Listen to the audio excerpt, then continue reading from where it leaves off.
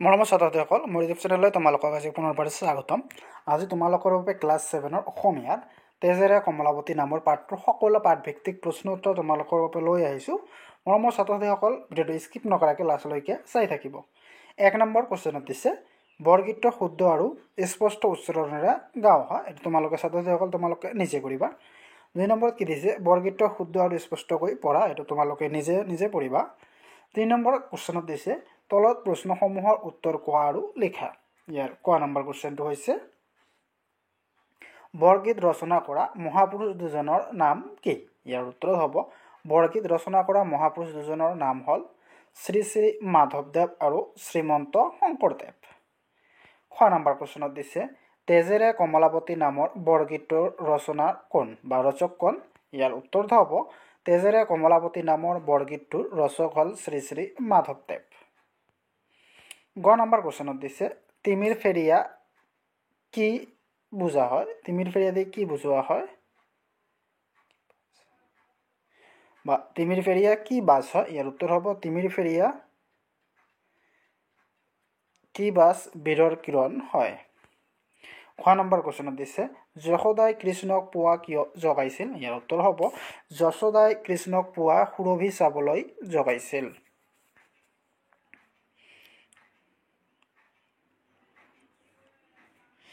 ব্যাখ্যা কেনেকৈ কৰিব লাগে জানি লোৱা। তোমালোকৰ বাবে ব্যাখ্যা কৰোঁতে সাধাৰণতে তলৰ স্তৰৰ 3টা ৰক্ষা কৰিব লাগে। যেনে প্ৰথম স্তৰ প্ৰসংগত ব্যাখ্যা কৰিবলৈ দিয়া কথাখিনি কোনে ৰচনা কৰা, কি পাঠৰ পৰা লোৱা হৈছে লিখিব লাগে। পাৰিলেই মূল গ্ৰন্থৰ নাম উল্লেখ কৰিব লাগে। দ্বিতীয় স্তৰ হৈছে সংগতি প্ৰসংগত ব্যাখ্যা কৰিবলৈ দিয়া কথাখিনি কোনে কেতিয়া কাক কি প্ৰসংগত কৈছিল স্পষ্টকৈ লিখিব লাগে। আৰু তৃতীয় স্তৰ হৈছে ব্যাখ্যা। এই স্তৰত ব্যাখ্যা কৰিবলৈ দিয়া কথাখিনিৰ মূল ভাৱ সহজ সৰল ভাষাত বুজাই লিখিব লাগিব। পুৰণি অসমীয়া ভাষাৰ ব্যাখ্যা কৰিবলৈ দিলেই ব্যাখ্যাৰ তলত কঠিন শব্দৰ অৰ্থ দিব লাগে। ব্যাখ্যাৰ উদাহৰণ ব্যাখ্যা কৰা। ইয়াৰ উদাহৰণ হৈছে কয়হ মাধৱ মই কিন্তু তপচলা ত্ৰিজগতপতি হৰি ৰখৱাল পাইলা। ইয়াৰ প্ৰসংগ হৈছে উক্ত কথাফাকি আমাৰ পাঠ্যপুথি অংকুৰণ 7ম ভাগৰ তেজেৰে কমলাৱতী নামৰ পাঠটিৰ পৰা তুলি দিয়া হৈছে। ব্ৰজাৱলী ভাষাৰ এই গীতটোৰ অংশটো শ্ৰী শ্ৰী মাধৱদেৱে ৰচনা কৰে। সংগতি ব্ৰজৰ শিশুসকলে পুৱাই গৰু চৰাবলৈ ওলাইছে। শ্ৰীকৃষ্ণৰ বন্ধু দাম সুদামেও শ্ৰীকৃষ্ণক মাতিবলৈ ধৰিছে। শ্ৰীকৃষ্ণ কিন্তু গভীৰ নিদ্ৰাত। দাম সুদাম আদিয়ে কৃষ্ণক মতা বুলি কৈ মাক যশোদাই পুত্ৰ কৃষ্ণক জগাবলৈ চেষ্টা কৰিছে। এই প্ৰসংগত মহাপুৰুষ শংকৰদেৱে উদ্ধৃত কথাষাৰ কৈছে। ইয়াৰ ব্যাখ্যা হৈছে ৰজা নন্দ আৰু যশোদাই ভগৱানক পুত্ৰৰূপেই পাবলৈ তপস্যা কৰিছিল। ভগৱান ভক্তৰ অধীন।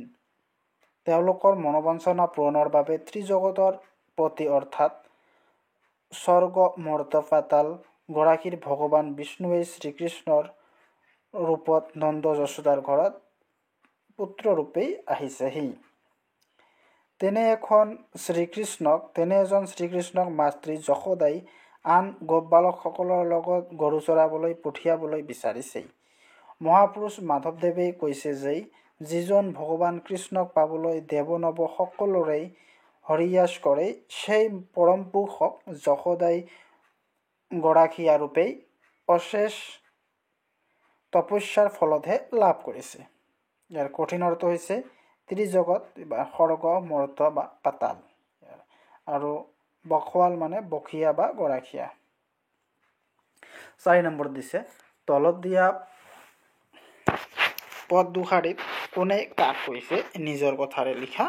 ইয়াত পদ দুটা হৈছে নন্দ গেল বাথানে গোৱাল গেল পাল সুৰভি চাৰিতে লাগে উঠবে গোপাল। ইয়াৰ উত্তৰত হ'ব উক্ত কথাষাৰ মা যশোদাই শুই থকা শিশু কৃষ্ণক জগাইছিল।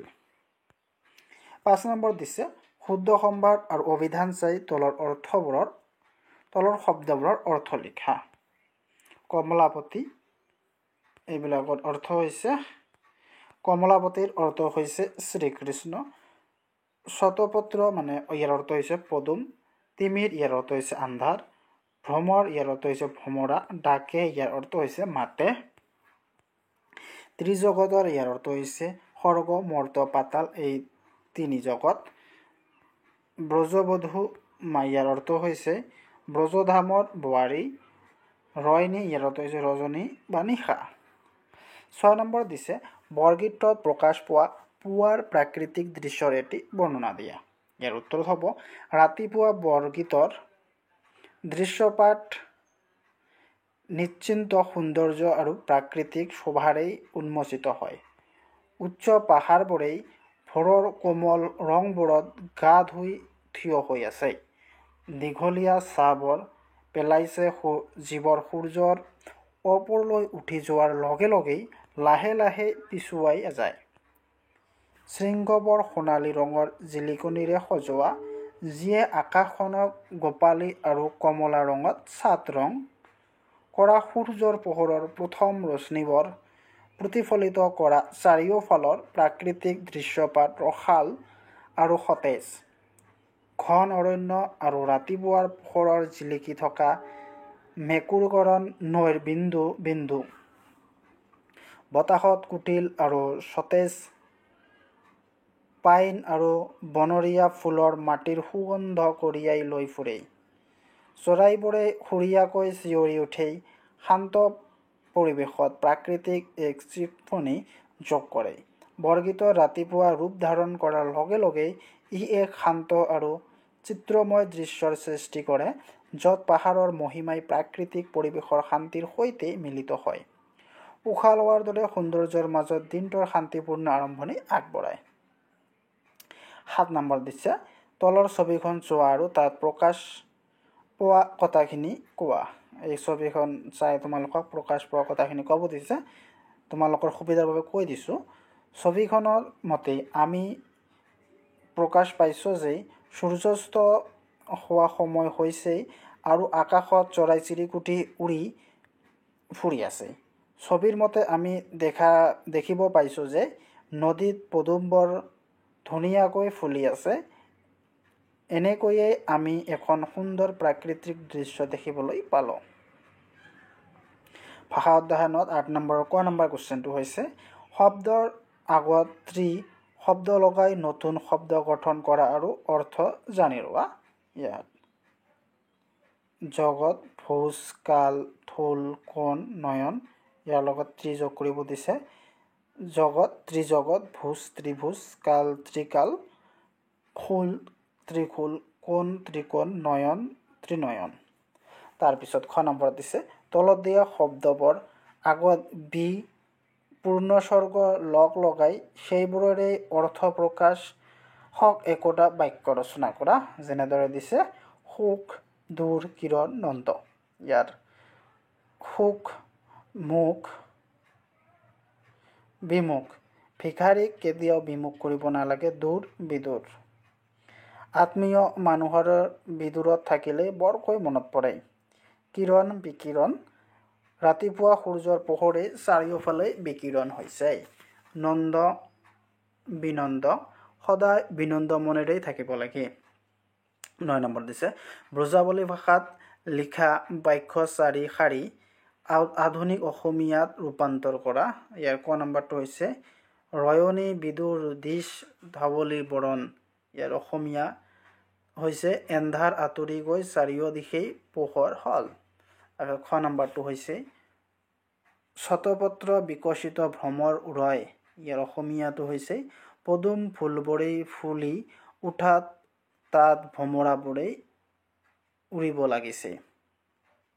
গ নম্বৰটো হৈছে দাম সুদাম ডাকে তেৰি লৈয়া নাম। ইয়াৰ অসমীয়া হৈছে দাম সুদামে তোমাৰ নাম ধৰি মাতিব লাগিছে। ঘ নম্বৰটো হৈছে ক্ষীৰ লবণো লৈয়া চিঙা বেদ বেনু। ক্ষীৰ লবণো আৰু শিঙা এছাৰি বাঢ়ি লৈ সুৰভি চৰাবলৈ যোৱা। তাৰপিছত 10 নম্বৰ দিছে এটা শব্দত প্ৰকাশ কৰা গৰু বন্ধা ঠাই গোহালি বা বাথান যিয়ে ৰাতি নেদেখে কুকুৰি গনা যিজনে সকলো জানে সৰ্বজন যি সকলোৰে মাজত প্ৰিয়জন বা জনপ্ৰিয় যাক সহজে লাভ কৰিব নোৱাৰি দুৰ্লভ তাৰপিছত যিজনে বিষ্ণুক উপাসনা কৰে বৈষ্ণৱ তাৰপিছত দিছে 11 নম্বৰত বৰগীতটো 4টা আখৰেৰে গঠিত এটা শব্দ আছে এই শব্দটোৰ প্ৰথম আখৰ দুটা মিলি বল বুজায় আৰু শেষৰ দুটা মিলি মানুহৰ নাম বুজায় শব্দটো বিচাৰি উলিয়াই লিখা প্ৰথম আখৰ দুটা মিলি বল হয় সেই শব্দটোৰ প্ৰথম আৰু তৃতীয় মিলি কি বুজায় দ্বিতীয় আৰু তৃতীয় মিলি কি বুজায় আৰু চতুৰ্থ আৰু দ্বিতীয় মিলি কি বুজায় এইটো তোমালোকে নিজে নিজে কৰিবা তাৰপিছত দিছে ব্ৰজাৱলী ভাষাত লিখা কথাখিনি পঢ়ি অসমীয়া কৰা গোপী বল আহে কানাই তোমাক হামু উত্তৰে নাহি পাৰলো অজু তৰহি মাৰাক আগু সব কথা কহিয়া হামো তোহাক যে জানো তো কৰব সূত্ৰ